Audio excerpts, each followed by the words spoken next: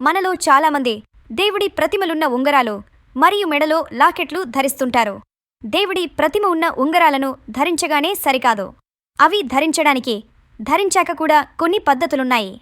అవి పాటించకపోతే వాటిని ధరించడం వలన కలిగే నష్టాలు చాలానే ఉంటాయి.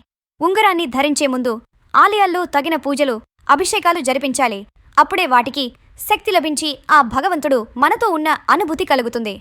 ఉంగరంలోని దేవుడి ప్రతిమ కాళ్ళు చేతిగోళ్ల వైపు, తల మణికట్టు వైపు ఉండేలా పెట్టుకోవాలి.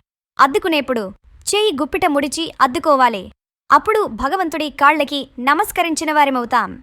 దేవుని ప్రతిమ ఉన్న ఉంగరాలను ధరించి మాంసాహారం తినరాదు. అంతేకాదు, ఎంగిలి అంటకుండా తినాలి. ఆడవారు పీరియడ్స్ సమయంలో ఉంగరాలను, లాకెట్స్ను తీసివేయడం మంచిదే. మద్యం తీసుకునేవారు, సిగరెట్ తాగేవారు ఉంగరం ధరించకపోవడం ఉత్తమం. ఈ నియమాలు పాటించకుండా దేవుడి ప్రతిమ ఉన్న ఉంగరాలు పెట్టుకుంటే మనకు మంచి కన్నా చెడే ఎక్కువగా జరుగుతుంది. కనుక ఈ విషయంలో తప్పనిసరిగా జాగ్రత్తలను పాటించాల్సిందే.